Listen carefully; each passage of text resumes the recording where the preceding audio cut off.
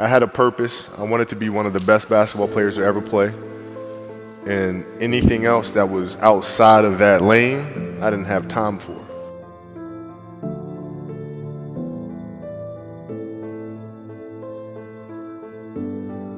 You know, basketball for me was the most important thing. So everything I saw, whether it was TV shows, whether it was books I read, people I talked to, everything was done to try to learn how to become a better basketball player. Everything. And so when you have that point of view, then literally the world becomes your library to help you to become better at your craft. I personally am not writing every word of the novels. I am not animating the films.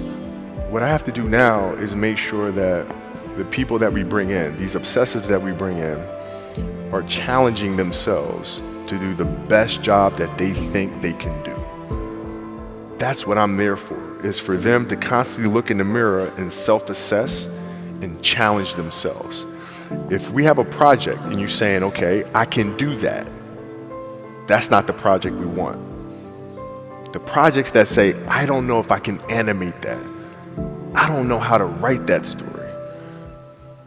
I don't know how to do that. Those are the things we want, because through that curiosity, you'll reach a level that you didn't think was possible.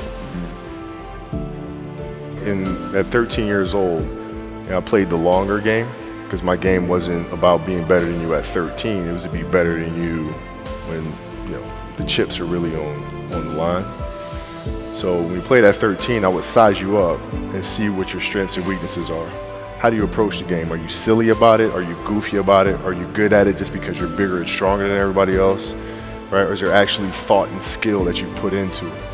Right? And when I'd play to my weaknesses. I wouldn't play to my strengths. I played to my weaknesses. Because when you're playing summer basketball, there's so many games. So there's not a lot of skill work being done. So when are you going to get better? Right? When you're playing in competition situations, you're only playing to your strengths. Why? Because you want to win.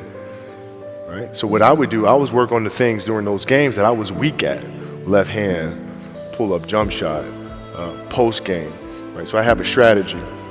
And so then fast forward to when I'm 17 and my game is completely well-rounded, and that player at 13 that I saw at 13 is still doing the same shit at 17, now you got a problem. You know, in the NBA, it was actually easier, because what I found in the NBA is a lot of guys played for financial stability. And when they came to the NBA, they got that financial stability, so therefore the passion and the work ethic and the obsessiveness was gone. And then you had the players that had that passion but weren't willing to commit their entire lives to doing that, right? It's a choice, right? You have other things, you have family, you have all these other things that you have to do. The game can't really be your number one priority. And the people that love you, like friends and family, like they know that about you. Got it. So they let you be you. And when you reconvene, you pick back up where you left off. Mm-hmm. But make no mistake about it, everything in between is lost, right? So those long-term relationships, the commitment of time of, like I see a lot of players take vacations with other players that are close friends. And they'll just take vacations just to take vacations, or just hang out just to hang out. Like I never did that. Nobody in its history of coaching had your level of work ethic. I mean, you hear so many guys tell stories about your work ethic. Yeah. What was really your work ethic like, and for how long did you stay disciplined? Well, I mean, every day. Since 20 years. It was an everyday process, and trying to figure out strengths and weaknesses. For example, jumping ability. Man, my vertical was a 40, it wasn't a 46 or 45. My hands are big, but they're not massive, right? So you got to figure out ways to strengthen them, so your hands are strong enough to be able to palm a ball and do the things that you need to do. Quickness, I was quick, but not insanely quick. I was fast, but not ridiculously fast, right? So I had to rely on skill a lot more. I had to rely on angles a lot more. I had to study the game a lot more. And but I enjoyed it though. So like from the time I can remember when I started watching the game, I studied the game, and it just never changed. Who would Shaq be if he had your work ethic? He'd be the greatest of all time. For sure. I mean, this guy was a force like I have never seen. I mean, it was crazy. You know, a guy at that size, generally guys at that size are a little timid and they don't want to be tall. They don't want to be big. Man, this dude he did not care. He was mean. He was nasty. He was competitive. He was vindictive. I mean, I wish he was in the gym. I would have had 12 rings.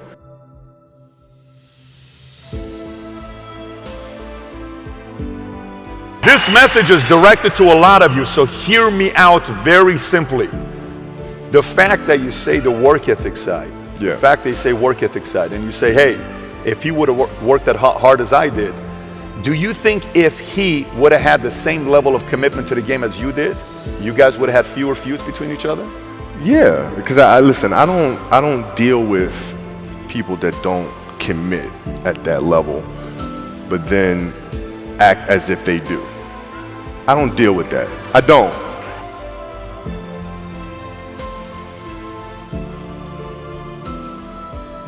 Did you have ways to improve your game by looking at data, looking at conditioning? What were some of the factors you looked at on how to improve your game season after season? The game itself it's a complicated answer. So there are very tactical things in terms of footwork and geometry of the court. So you're looking at the court and looking at the 45-degree angles that the court is shaped in and how it needs to operate. That's one component to it. So looking at spots on the floor where you can increase your efficiency, right? You can be on the wing, but there's a certain spot on the wing that improves your angle to drive to the basket, right? So that sort of stuff. Footwork of the opposition, looking at the emotion of the opposition, their tendencies, their weaknesses, and all that stuff. Understanding the momentum of the game, how to create momentum shifts, where momentum shifts come from, all this sort of stuff. And then studying outside of that, right? Looking at different industries, looking at conductors, looking at writers, looking at actors and how they get into character, and then how do they keep themselves in that mental space. So looking at different industries, looking at nature itself, and learning from that and how you can incorporate that into the game. It's a lot of studying. What's your process for making a decision? Do you have a flow of how you go through making a decision? Depends on the decision. Depends on the decision. If we're talking about a basketball decision where you gotta read a certain coverage or something like that, I mean, a lot of that comes from the pre-work and understanding what their defensive package is and how to put teammates in certain situations. So, for example, if you look at players nowadays that are charged with taking game-winning shots, making game-winning decisions, and you look at the play and then you look at it and say, okay, well, that shooter was there, the double team came, and the player couldn't do anything but pass the ball, right? Well, that's because they didn't do the pre-work, right? So when you do the pre-work, you understand, okay, this team in this situation likes to run a double team from this particular angle. All right, so I'm gonna clear that side out, force the double team to come from a different angle, move myself to a space on the floor where it's gonna take a long time for the double team to come, and now I can circumvent the double team and get to a place on the floor where I can knock down a shot or get to the basket.